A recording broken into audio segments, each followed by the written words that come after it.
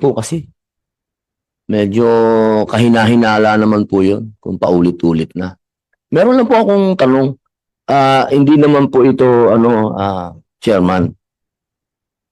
Ang ating pong Coast Guard ay nasa ilalim po ng DOTR. Tama po ba? Your Honor, the Coast Guard is an attached agency of the department po. Opo. Ibig sabihin, kung nagbigay na po kayo ng pahayag, dapat yun na po yun. Hindi na po nila babaguhin. Tama po ba ako? Kasi kung magkaiba po kayo ng pahayag, lalo pong naguguluhan yung ating mga survivor. Kasi ang sabi po ninyo kagabi, narinig po namin lahat, at kami po ay nagpapasalamat sa pahayag ninyo na nagkaroon po ng overloading.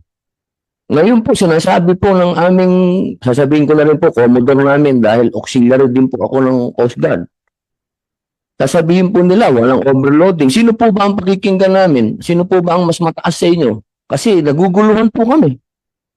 Kasi kailangan din po namin, sir, magbigay ng pahayag din po sa mga biktima na galing po sa inyo. Ano po ba ang tama na dapat namin sundin?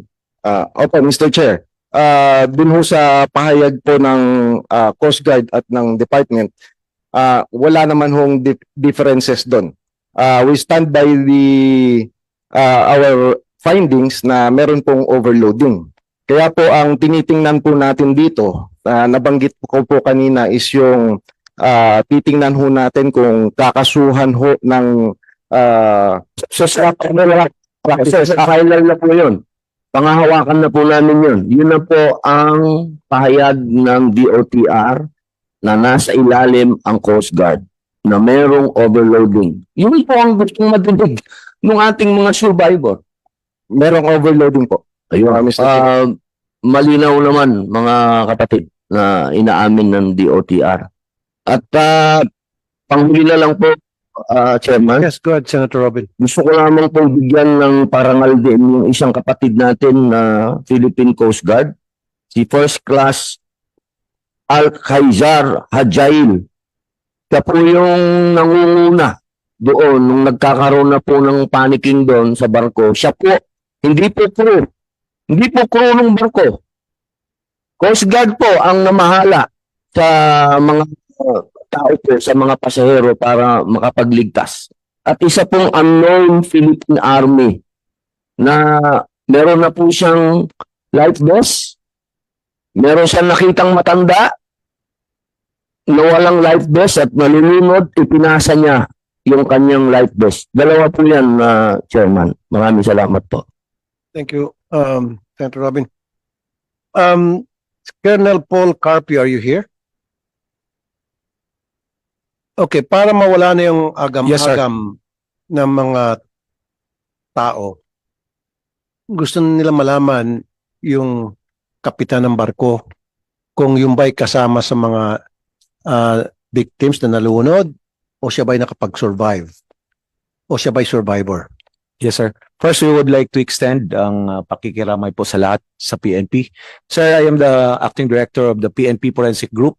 Sa amin po ang DVI, yung Disaster Victim Identification. Kami po ang nagmamanage ng mga identification. First of all, anong pangalan po ng kapitan ng barko?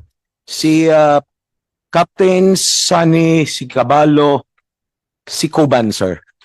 Okay. Then, sir, dito, sir, with the postmortem R9-004-26 ang suspected po namin na ito si Kapitan. But then, we were able to have a reference. So what made donor. you suspect na yung meron kayo na-recover na cadaver? Yes, sir. Na sinasabi nyo cadaver ni Yes, kapitan? Now, it will be subjected for DNA examination and it will be cross-matched to Diego S. Sicuban and Josephine Sicuban Prahes, yung kanyang mga Immediate relative. descendants. So Descendants. after a while, sir, we will be having results. Then we will be confirming kung the alleged, kasi anim po senator ang nawawala. Naandun sa aming cadaver. 2 adults, then may isang lalaki, then 3 mga bata. So after which, we were able to... Kaya nga, what made you say na yung cadaver na yun ay si Kapitan nga? Kilala niyo ba si Kapitan? Kasi may mail po siya. Mail cadaver po. Kaya nga, marami naman male na cadaver na nalunod. Yung ba'y dahil in-identify ng mga kamag-anak? Yung ba'y dahil kilala nyo, yung Kapitan, etc.? No, Kasi sir. may mga survivors nagsabi na buhay daw si Kapitan. No, sir. Kasi siya lang po ang mail na cadaver na present sa amin. So it will be now be tested through DNA. He's the only male cadaver. Yes. So you're not sure yet kung siya ba'y si Kapitan o hindi? Yes, sir. It has not yet O, di crossed. bakit yung sinasabi na si Kapitan na yun? Suspect niya si Kapitan. Suspected lang po, sir, kasi mail siya. So we will be cross-matching it through DNA. Jesus Christ! Yes, sir. Dahil lang lalaki, yung cadaver na yun, ina-assume nyo, suspect nyo na, yan ay si Kapitan. No, sir. It will be subjected for DNA. Then we will Then be... don't use that word, we suspect that that is the captain. Yes, sir. Of course, of course. Don't use that word until such time na lumabas na yung resulta ng inyong DNA test. Opo, sir. Siya po lang nag-iisang subject agad kasi siya po ang male. The rest, sir, kasi child. So yung... Ilan ba ang manalunod? Di ba? we have Ilan? number of cadavers recovered through search and retrieval ay 34 po, sir. 34. Yes, Sa sir. 34, isa lang ang male? Hindi, sir. Ang Ilan ang male? cadavers, sir, na under ng DVI is 28. At yung 22 po is identified already by the relatives through secondary identifiers. So na-release na po yon. Okay. Ang unidentified na lang po, sir, is yung 6 po. At isa doon po ang male. Male. Yes. Tapos sinususpectya nyo na si Kapitan nyo. Kino-consider po, sir. Pero hindi naman po yun. Through DNA, it will be Grabe confirmed. naman. Anong klaseng 99.99%. pulis po kayo? Agad-agad inassume nyo na sa Kapitan yon just because siya lang nag-iisang lalaki doon sa... Considered lang po, anim. sir. Kasi syempre, sir, Okay. sa DNA, it will be 99.99% match po, sir. Correct. Habang, sir, we cannot contest the DNA test result, of course. Pero yung sa akin lang, sorry, Colonel Carpio, nagulat ako sa iyo na sinabi mo, dahil nag-iisang lalaking cadaver yun, you suspect na maaaring si Kapitan yon. So next time, wag kang magbitaw ng ganong klase salita 100%, if you're sir. not Thank you, sure sir, yet. for the correction, sir. So pwede Thank you natin masabi missing si Kapitan. Yes, sir. Yes. Maaaring buhay siya, maaaring kasama siya doon sa missing. We will be confirming it through the DNA, sir. Right. Yes, sir. Now, try to investigate as well whose responsibility would this fall into, DOTR or PNP? Kung talagang buhay ba o hindi si Kapitan. Aside from, paano kung lumitaw sa DNA test ninyo, Colonel Carpio, na negative hindi si Kapitan yon? So anong next move? Sir, we will be waiting again for other recovery of cadavers. Then we will be subjecting again for DNA, sir. Okay. Yes, sir. Alison, okay, Attorney Nelson Tan. Okay, sorry na-interrupt kita kanina. Meron kang gusto sabihin tungkol sa mga insurance coverage? Insurance policy? Yes, sir. Mr. Chair, thank you for giving me the opportunity to explain. As of today, I would like to tell the committee that we have already released around 21 million for as financial assistance. This covers only for the survivors and casualties po. As with regards to the medical expenses for those that needed medical care, we have already covered their medical expenses, and the amount is already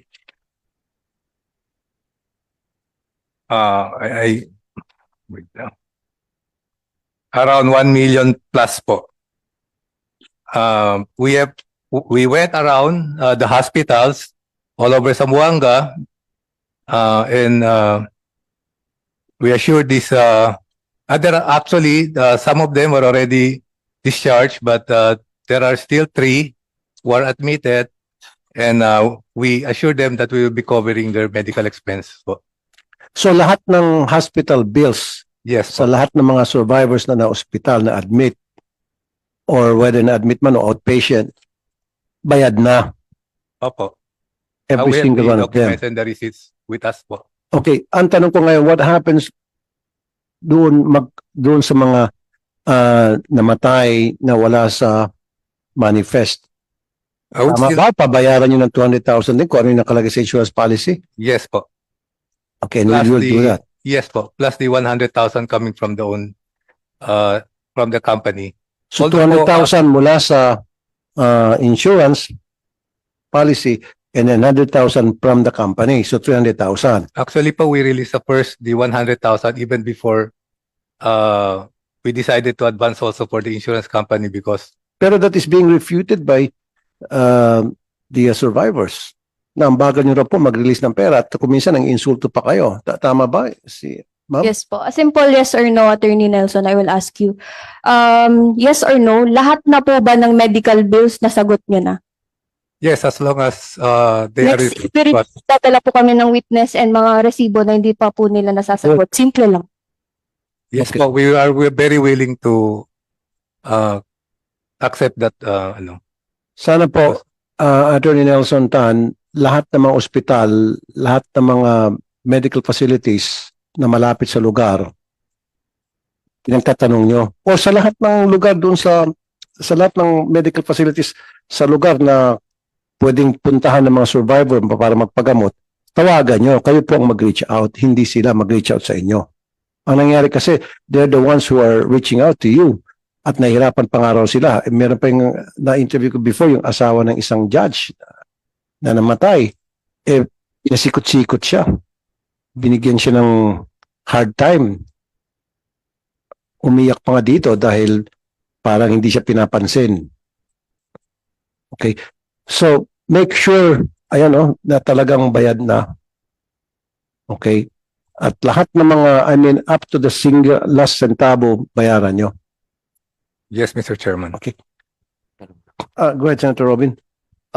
Chairman, gusto ko lamang pong tanungin yung ating survivor kasi may naikwento po sila sa akin noong nandoon po ako sa Zamboanga na meron ding mga naging biktima na badyaw. Yun ay kinuwento sa akin ni attorney.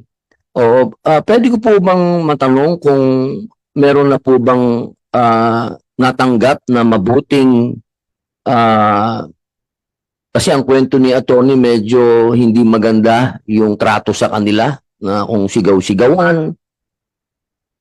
Opo kinuwento sa akin ni attorney, dumating sila. Pwede pong ikwento nyo rin po, attorney? Sige po. Actually po, kami po dalawa ng tatay ko po yung pumunta po dun sa disaster risk na sinagawa po ng LGU kung saan nandun din yung desk ng Allison. Noong una po hindi nila po kami nakilala. Kaya yung totoong attitude po nila na observe namin na, anong ba yan? Ang hindi makaintindi, ginagano nila yung mga badyaw na sobrang simple lang daw ng mga requirements, hindi pa maintindihan.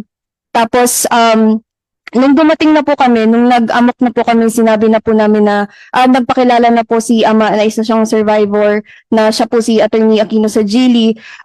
Bigla na po nilang nalitan yung rules nila na dati po kasi kailangan mag-sign ng acknowledgement receipt.